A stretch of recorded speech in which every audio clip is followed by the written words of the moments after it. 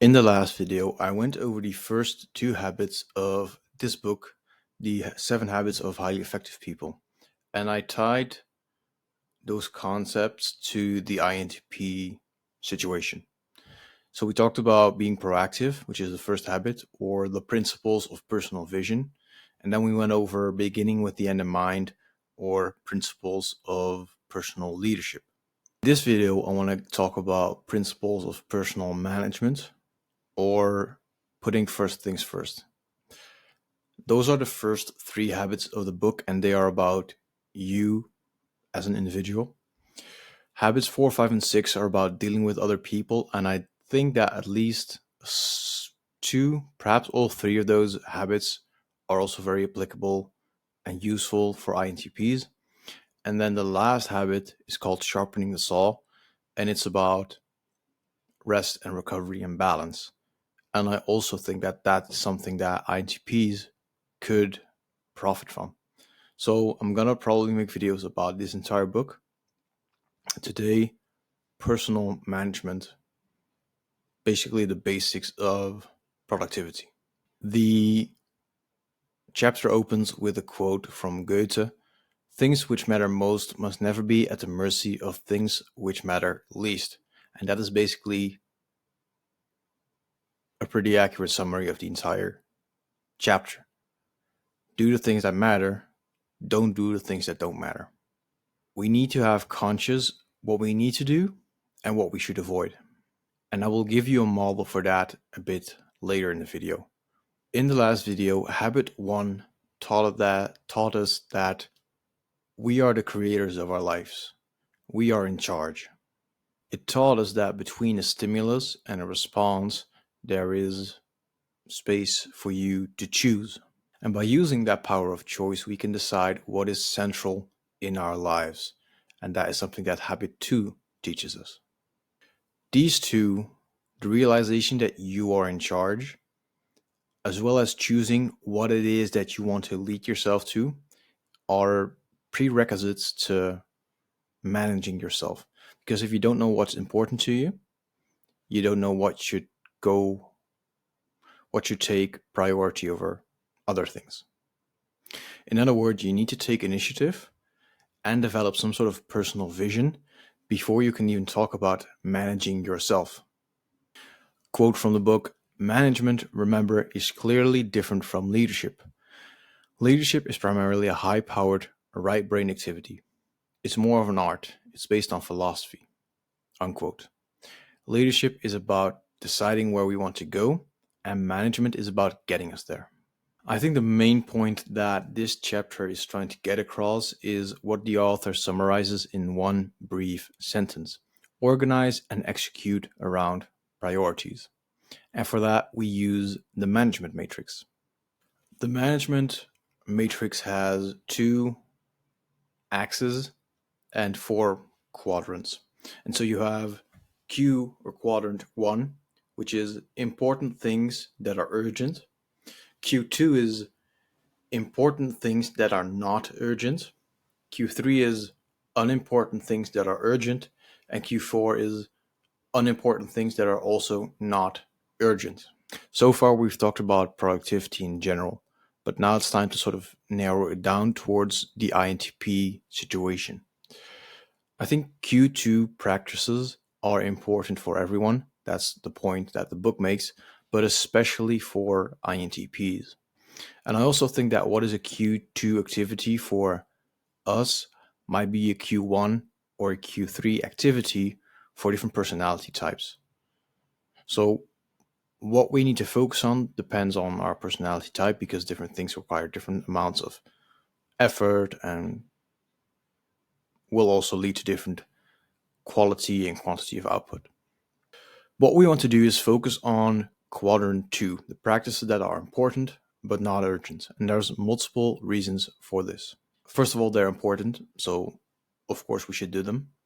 It works preventatively, meaning you'll have to spend less time in Q1 where things are important but urgent, which is a different word for things that are crises, right? So you can prevent crises by doing important things that are not urgent. And Less Q1 crisis also means less stress, which means less Q4 escapism, because unimportant, non urgent activities are simply scrolling on social media, things that are not related to what you're trying to accomplish at all. Now, because Q2 practices are not urgent, they require us to be proactive and to take initiative, for which I refer you to the previous video. Um, anyway, the book says just as some examples for Q2 tasks or activities: building relationships, writing a personal mission statement, long range planning, exercising, preventative maintenance, and preparation. Those are the kind of activities.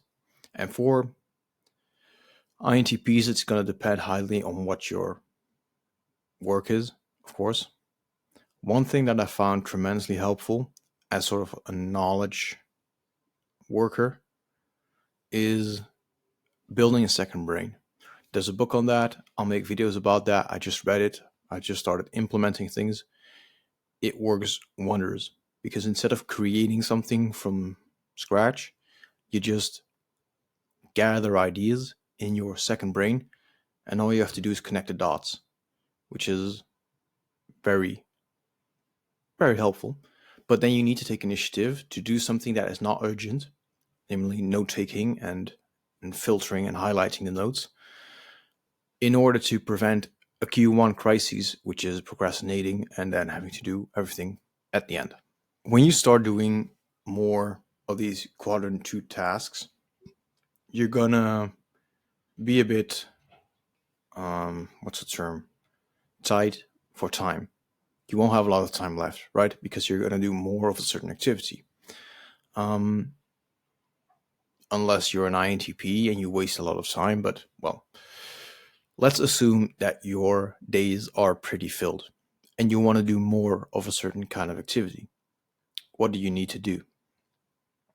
Well, the thing obviously is to reduce the amount of time you spend doing things that are not important.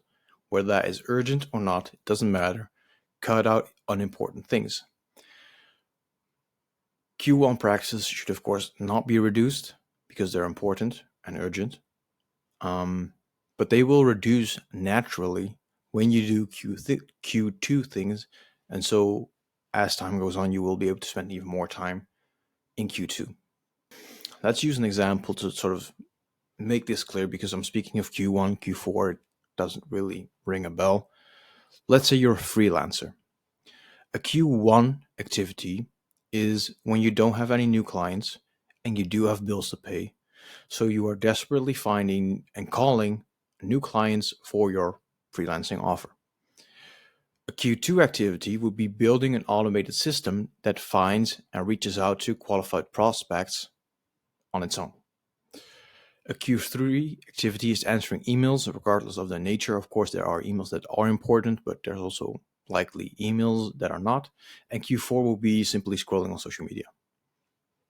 So as you can tell, Q2 practices do definitely require initiative because they're not urgent, and they're also a bit more challenging and demanding than Q3 and Q4 activities. Therefore, the only way to enforce such change is to do what habit 2 teaches us, which is having like a vision, something that matters to you, some sort of meaning. That's also an idea to make a video about INTPs and meaning, but you need to realize you need to have some sort of bigger yes burning inside of you, some sort of fire, something that really motivates you, a vision, a mission, a philosophy that you want to embody that explains or motivates you to do the more difficult and challenging Q2 activities. He who has a why to live for can bear almost anyhow, is a quote by Nietzsche. Now, the author of the book, Mr. Stephen Covey, says that he sees lots of people saying their main issue with this is discipline, but he really sees something else, which is, quote, the basic problem is that their priorities have not become deeply planted in their hearts and minds. They haven't really internalized habit too. I could mention another Nietzsche quote, which is something like, "The greatest form of human stupidity is forgetting what we're trying to accomplish." And it happens all the time. Even the things that are really matter to me, I sort of forget them because I get, you know, interested in something else as well. And there's obviously more than one important concept or phenomenon in the world than just the one that I was just focusing on. So that also requires some discipline in cutting off some things and just having tunnel vision on what really matters right now. But anyway, you need to internalize what it is that you really want to accomplish. And so a Q2 activity would be to spend every single morning going over a handwritten vision that you wrote, or writing in your journal just the highlights in bullet points of what your vision is about, just to remind yourself every day. It's not urgent, but it is important to internalize that, just as an example. The Q3 activities are often popular: answering emails, immediately answering phone calls, that kind of thing, depending on your work, of course. And Q3 activities are also low friction, and Q4 activities are outright pleasurable, more often than not. So you need something bigger than yourself to do Q2 activities instead. And you need to remind yourself of what it is that you're trying to accomplish. Like I just said, I think the easy way to do that is to go over your vision and perhaps your short-term and long-term goals every single morning. And then perhaps even writing down the main things you want to get done today that are contributing to you realizing your vision. It's very easy to roll into your challenging but important tasks when that is the first thing you do in the morning, right? From that, you flow more easily into doing something that's difficult versus when you wake up, you sit down, you want to do something important but challenging, and just remind yourself of your vision can be helpful. So, how do we go about managing ourselves, personal management, with that Q2 focus? There's basically 4 steps. The first is to identify your roles. So, for me, that might be son, brother, um, my job.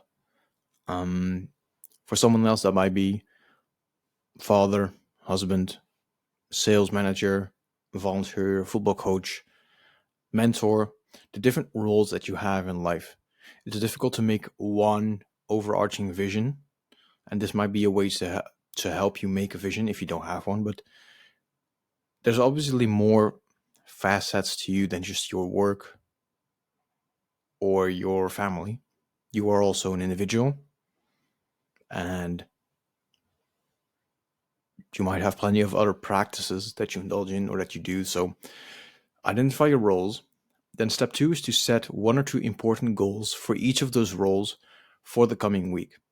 And so most of these goals should be quadrant 2 practices, and this should be tied to your longer term vision and your shorter term goals. Then you want to schedule those. Let's say you have 5 roles, 2 goals per role. You have 10 goals for the next week. One of those could be, as an individual, writing down some sort of personal mission statement. Another might be having an important conversation with one of your coworkers about an upcoming project, whatever it is. Schedule those 10 goals, and that makes Sundays the most logical option, right? You're doing this for the week ahead, so Sunday is the most logical option to conduct this practice. And then give each of the goals you've set for the coming weeks a time block in the coming week. So if you need 2 hours for something, you block 2 hours on Tuesday night, whatever. And then you adapt daily. Scheduling is also something that I might make a video about. Is very interesting for INTPs. You don't want to do it too heavily, too rigidly. And so a weekly planning schedule might already be a bit more facilitating your explorative urges, and all the while still allowing you to focus on things that matter. So it's pretty balanced between chaos and order. This is what I've just started doing. I'll update you as I go, but it seems to be working pretty well. Having that weekly to do, not a to do list, but a weekly schedule, and you plan around that. You adapt daily. And then every morning, you can review the goals you've decided to work on during that day, make any changes, and perhaps use that same morning ritual to remind yourself of your vision so that you will feel motivated to replace Q3 and Q4 practices, unimportant practices, with the Q2 practices that are not urgent, but that are important and are therefore also more challenging. If you don't have that vision yet, or even have the slightest idea of what you want to get out of life, again, I suggest you watch the previous video, which was titled How to Make 2025 the Greatest Year of Your Life as an INTP, in which again I talk about habit 1 and 2. I'll make another video about, I think, I've been reading the habits 4, 5, and 6, and I have had difficulty already really making something valuable out of it. I haven't applied any of it. I'm working quite autonomously, independently at the moment, so I don't really use it a lot.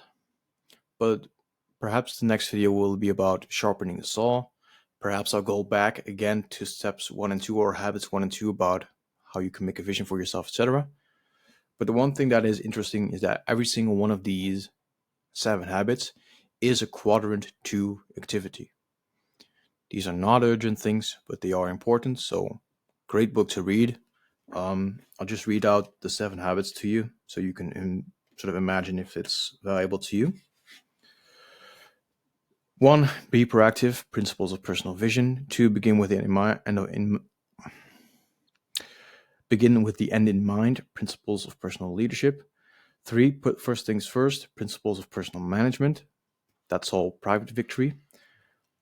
Public victory is about think win-win, principles of interpersonal leadership. Seek first to understand, then to be understood, principles of empathic communication. Habit 6, synergize, principles of creative cooperation. And then renewal, habit 7, sharpen the saw, principles of balanced self-renewal. Good book. Very good book. One addition or adaptation of the management matrix is the Eisenhower matrix. It has the same axis, but it already suggests different ways of dealing with the task based on what quadrant they're in. So the urgent and important tasks should be executed. Important tasks that aren't urgent should be scheduled, like we just discussed. Urgent and unimportant tasks should be delegated to others or to automations, or just outright ignored. And unimportant tasks that aren't urgent either should be ignored. Again, that was the video. Let me know if you want those public habits to be mentioned as well. I have some other books behind me that I want to dive into and make videos about, basically. So what you can expect, I've read a book called The Productive INTP. I've read Building a Second Brain. I'll make a video about that as well, because it really is, for knowledge workers, very helpful. And then habits could be interesting because you need to balance them. They're helpful, but you need to sort of not stay stuck. And what I always experience when I started new habits is that when I can't stick to them, I immediately go back to the drawing board, because I assume that I just haven't figured out yet what it takes to have habits. And so immediately I go back, like, what am I missing? What's wrong? But really, you need to stick to them. So that's something I can make a video about. If there's anything you'd like me to discuss, let me know. That was it for today. Have a a nice Monday.